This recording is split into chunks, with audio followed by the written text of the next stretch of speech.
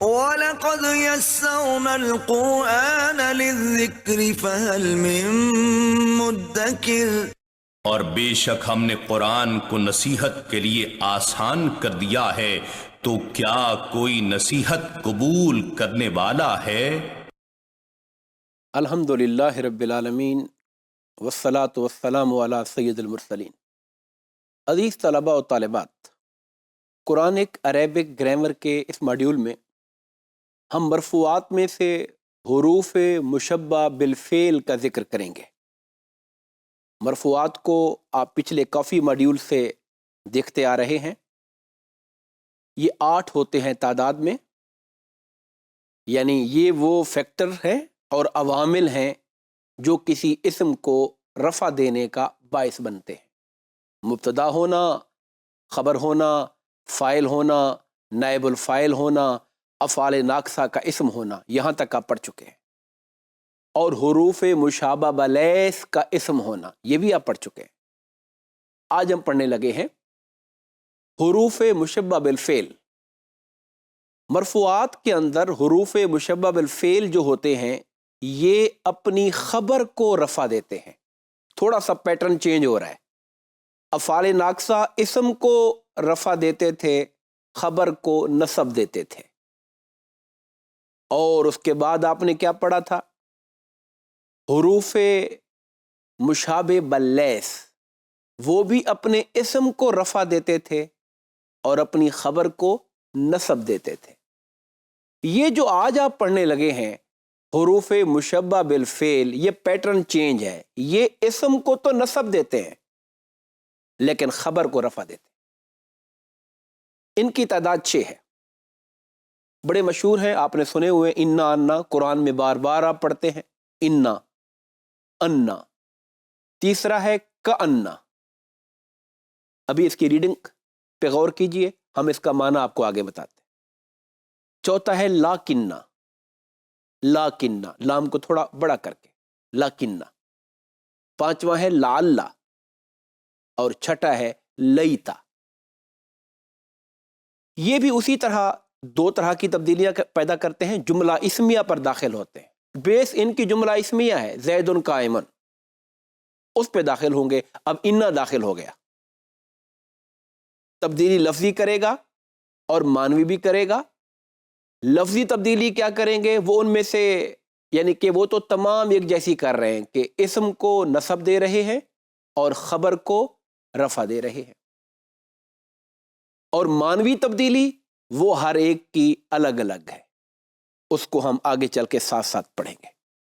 ایک بات بتانی ہے آپ کو اور آگے بڑھنے سے پہلے، وہ یہ ہے کہ انا کا جو اسم ہے، جیسے افعال ناقصہ کا بھی اسم تھا، کبھی اس میں ظاہر ہوتا تھا یعنی ناؤن ہوتا تھا، کبھی اس میں ضمیر پروناؤن ہوتا تھا، ایسے ہی ان کا بھی انا کے بعد کبھی نام بھی آ سکتا ہے، ان زیدن، اور کبھی پروناؤن بھی آ سکتا ہے، انہو۔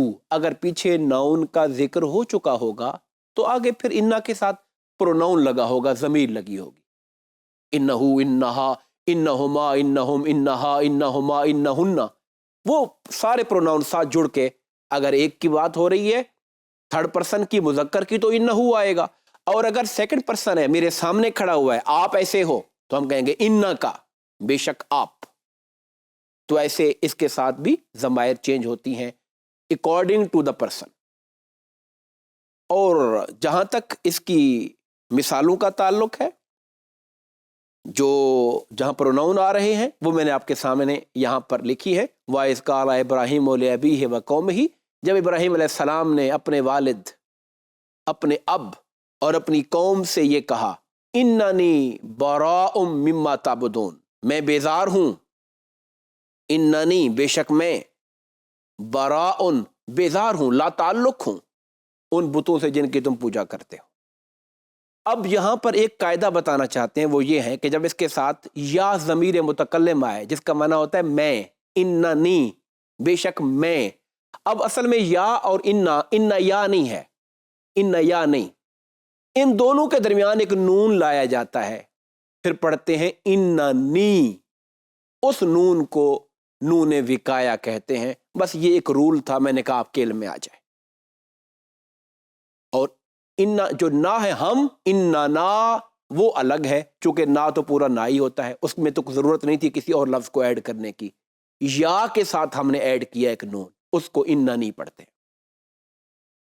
تو لفظی تبدیلی کے اندر ایک بات اور سمجھنے والی ہے، بعض اوقات ان حروف کے ساتھ ما لگ جاتا ہے، ما، جیسے انما، انما، کانما، لکنما، لیتما، لعلما، جب یہ ما لگ جائے، اس ما کو کہتے ہیں ما کافہ۔ یہ ان حروف کا جو عمل ہے کہ اسم کو یہ زبر نصب دیتے ہیں، یہ اس کو روک دیتا ہے۔ جب اس کے ساتھ انما یا انما ما لگا ہوا ساتھ آئے گا تو اب یہ وہ والا اپنا عمل نہیں کریں گے۔ کون سے والا؟ اسم کو نصب دینے والا، خبر کو رفع دینے والا۔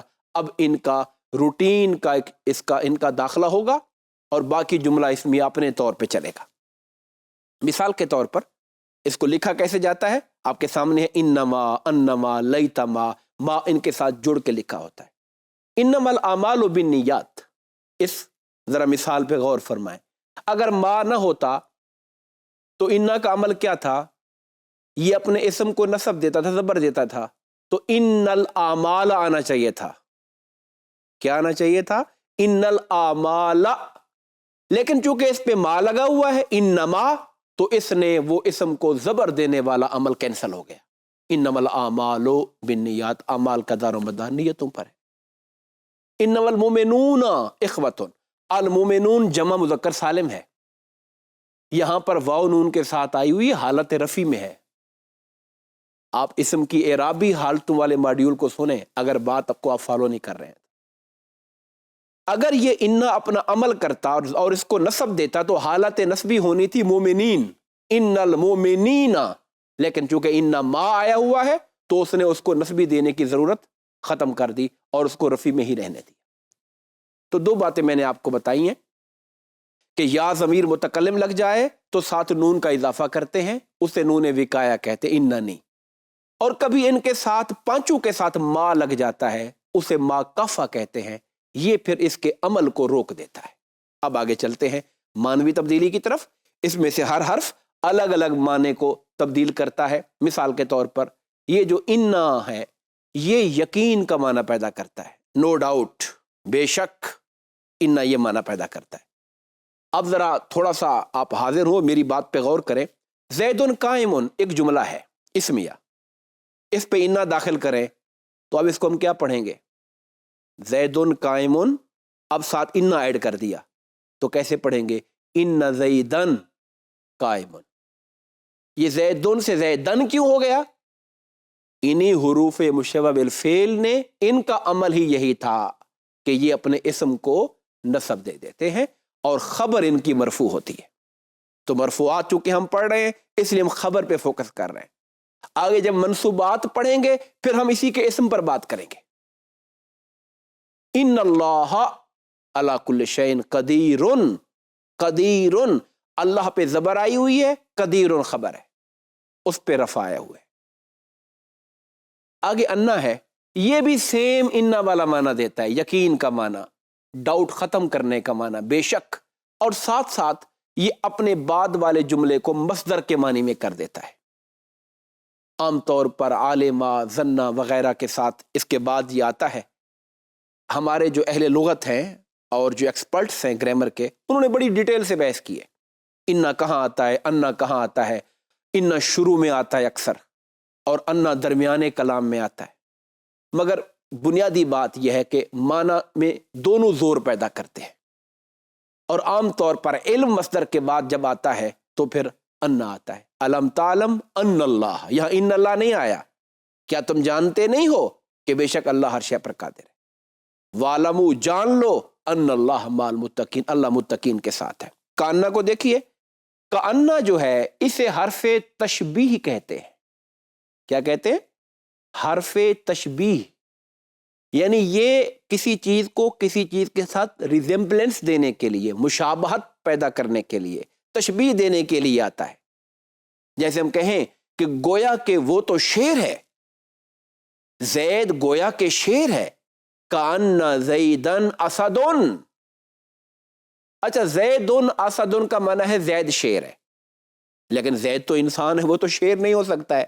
اب کانا ساتھ لگایا، کأن زیدن اسد، گویا کہ زید شیر ہے. تو کانا کی یہ میننگ ہوتے ہیں. قرآن میں یہ آیا کأنہ ولی حمیم، گویا کہ پھر وہ آپ کا جگری دوست ہے. اب اس کے اندر جو اسم ہے وہ ہو ضمیر ہے. کأنہ، پیچھے اگر آپ اس آیت کو جا کے پڑھیں گے تو آپ کو کلیئر ہوگا کہ پیچھے ذکر ہو رہا ہے کہ اگر کوئی آپ کے ساتھ بدی کرے تو بدی کا جواب بدی سے نہ دیں، بلکہ بدی کا جواب اچھائی سے دیں. اگر آپ کا یہ ایٹیچیوڈ ہوگا تو آپ کا دشمن بھی آپ کا جگری دوست بن جائے گا. یہاں اس لیے کہا کأنہ ولی حمیم. کأنہن الیاقوت والمرجان. اب یہاں پیچھے حوروں کا ذکر ہے سورہ رحمان میں، کہ وہ جو حوریں ہیں وہ گویا کہ ایسی ہیں جیسے یاقوت و مرجان ہوتے. ہننا یہ پروناؤن ہے جمع مؤنث کے لیے جو تھرڈ پرسن ہوتے ہیں، ہننا اس کے لگتا ہے. تو کاننا کے ساتھ یہ پروناؤن لگا ہوا ہے، یہ اس کا اسم ہے. یسألونک، اے حبیب لوگ آپ سے سوال پوچھتے ہیں قیامت کب آئے گی، قیامت کب آئے گی. کأنک حفی عنہا، گویا کہ آپ قیامت کی کھوج میں ہی پڑے ہوئے. کأنک، گویا کہ آپ. یہ جو کا ہے یہ سیکنڈ پرسن ہے واحد مذکر کے لیے، گویا کہ آپ. یہ اس کا اسم ہو گیا کاننا کا. حفیون یہ خبر ہے. اب حفیون پر پیش کیوں ہے؟ الیاقوتو والمرجانو ان پر پیش کیوں ہے؟ ولیون حمیمن پر پیش کیوں ہے؟ کہ یہ کاننا کی خبریں ہیں. ہم مرفوعات پڑھ رہے ہیں، ہم یہ ڈھونڈنے کی کوشش کر رہے ہیں کہ کسی لفظ پر پیش کیوں آتا ہے. تو ان پر کوئی پوچھے کہ پیش کیوں آیا، ہم جملے میں دیکھیں گے ہمیں کاننا نظر آ گیا، ہم کہیں گے یہ حروف مشبہ بالفعل میں سے ہے، یہ اپنے اسم کو رفع دیتا ہے اس لیے ان پر پیش آیا ہوا ہے. لاکنہ کا معنوی جو اثر ہے وہ یہ ہے کہ یہ پچھلے کلام سے پیدا ہونے والا کوئی اگر ایمبیگیوٹی ہے، کوئی ابہام ہے، بات کلیئرٹی نہیں ہے، اس کو وضاحت کرتا ہے. مثال کے طور پر وَلَيْسَ الْبِرُّ بِأَن تَأْتُوا الْبُيُوتَ مِن ظُهُورِهَا.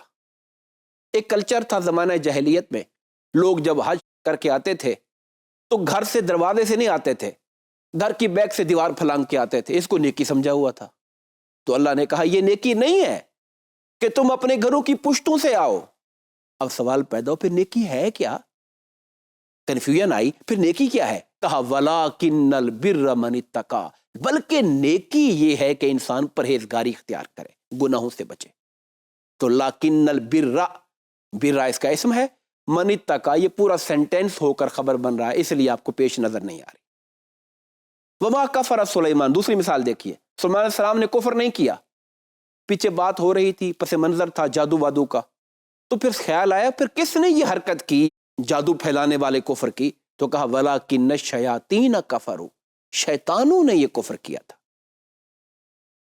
اگلا جو حروف مشبہ بالفعل میں سے لفظ ہے، حرف ہے، وہ ہے لعل. لعل امید کے معنی میں آتا ہے. قرآن میں آپ بار بار پڑھتے ہیں کہ اے ایمان والو تم پہ روزے فرض کیے گئے ہیں جیسے پچھلی قوم پر، لعلکم تتقون، تاکہ تم پرہیزگار بن جاؤ. ترجمہ کرتے ہیں تاکہ، امید ہے کہ تم اس روزے رکھنے کی وجہ سے پرہیزگار بن جاؤ گے. یہ بندوں کی نسبت سے، اللہ کو تو پتہ ہی ہے کیا ہونا ہے، بندوں کی طرف سے سوچا جا رہا ہے کہ تم یہ کام کرو گے تو تم امید رکھو کہ تم تقوی حاصل کر لو گے. لعلکم، اس کے ساتھ بھی پروناؤن لگ جاتے ہیں، کبھی ناؤن لگ جاتا ہے، اسم ظاہر ہوتا ہے، کبھی پروناؤن ہوتا ہے. لعل اللہ یحدث بعد ذلک امرا، ہو سکتا ہے، امید ہے کہ اللہ تعالیٰ اس کے بعد پھر کچھ اور معاملہ ظاہر کر دے گا، پیدا فرما دے گا.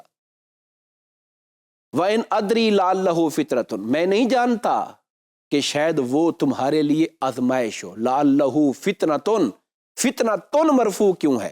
چونکہ یہ لعل کی خبر ہے.